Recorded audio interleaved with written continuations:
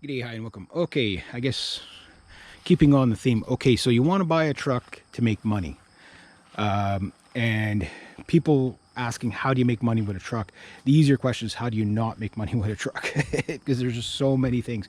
It's really pick a niche, figure out what you want to do. The obvious stuff like collecting scrap metal, whatever. The other stuff, it's just, it's a part of, this is a tool. This is a part of your job, the same way the shovel or a hammer.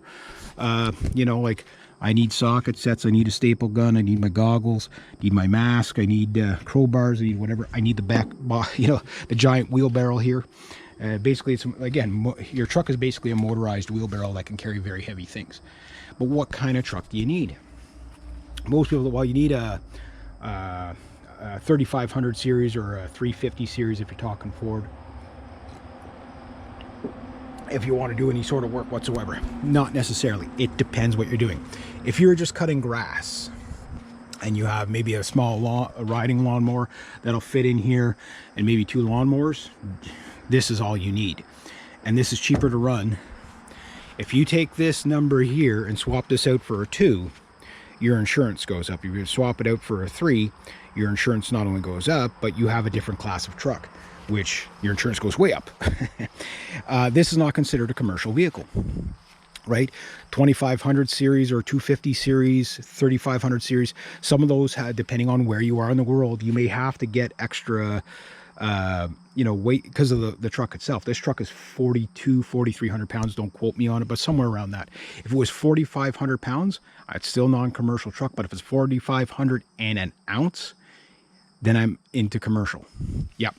Because it's by the weight, right? And towing capacity and all that stuff. So you got to consider that, but depends what you're going to do with your truck. So for me, I'm not hauling family members around in this. This is, yes, it is my daily driver. And I love it. It's actually, I just, there's an enjoyment of driving a rig cab truck in general. This is not an outdoors truck, so to speak. Not that you can't do it, but like what you'd call an overground truck, like the Australians call them, or like a rock climbing. This is not that kind of truck. This is job site truck. Again, giant wheelbarrow. So it depends on what you want to do. If you're going to be hauling scrap metal and steel, let me give you an idea. Okay, so that's a 6.5 foot box, roughly. It might be 7. I think it's 6.5. So that's a typical truck box. Even if they're girthed out to that, this is all you get, right? Which is for most contractors. To be honest with you, that's all you need. Not everybody needs the V8. Now, if you got that, that brings, we're knocking 2 feet off the truck here, right? And you feel that, like my buddy, he's got a 2015 or 2017 Ram 1500. We were pulling a trailer, plus we maxed out his 6.5 foot box. We basically had this down maybe about to there. That truck was loaded heavy. We had probably about 2.5 tons of scrap steel between his trailer and that, but yet it's only a 1500 series Ram that he was pulling with. Now, he wanted a 2500 series, but he just couldn't find one at the right price. But that truck pulled it, and we pulled it, like, probably 45 miles or about 70 kilometers or so. No problem. No, the truck didn't labor, and it's all hilly areas that we're in. It had no problem pulling that. Problem is that's on day one. If you were doing that every single day, hauling like say 2.5, 3 tons every day, your frame and your suspension are not going to take it on a 1500 series or 150 series, which is basically 3/4 of a ton. 1,500 pounds. That's the way you look at these numbers, and this will give you an idea too of how to pick a truck. Is this basically what it's telling you is this is a 1,500 pound capacity truck, okay? Not for its towing. For its towing, I think it's like 6,000 or 8,000 or whatever. But on this specific truck, it depends if you got a 4x4, whatever. But that's what the limit is on this box, is 1,500 pounds, which is 3/4 of a ton. If it was 25 or 250, that'd be 2,500 pounds. If it was 35 or 350 or 3,500, it would be 3,500 pounds, which is almost 2 tons, right? So, but what makes the difference is it's not even the engine. Like you can get a Ram or an F, you know, like it doesn't matter what truck you're, Silverado, whatever you're going to go with, doesn't matter. You can get a 150 with a 4.6 liter engine or 5.4 liter engine, for example.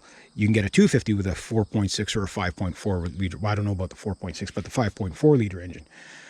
But you could also get it with a 6.2 or 6.6 liter, 6.2, 6.4 engine, diesel, whatever. You can get different engine combinations. What this is telling you is what the chassis is going to do, right? So that's something that you need to kind of know of what kind of work you're going to do. So my next truck, I don't want to go up to a 2500, but I may have to, because although I haven't worked this truck like a beast that it is, if I'm going to be hauling scrap steel, even if I'm doing it once a month, it's going to break down the truck pretty, you know, within a reasonable amount of time. Your truck's going to break down just from the wear and tear, you know. So like I say, the first 10 trips you don't know anything, you don't break anything, but after a while, you know, you get on rough ground, you're pulling steel, you're hauling heavy stuff, sod, anything heavy like that, manure, for even like for like you fill this box with manure, you got like a 1.5 tons of shit in there. You know what I mean? Like it's really heavy. You'd be surprised how heavy things are, especially when they're wet. A load of wood, 1.25 of dry maple. Yeah, the suspension is barely going to move. It'll go down a bit. You could do that forever and a day.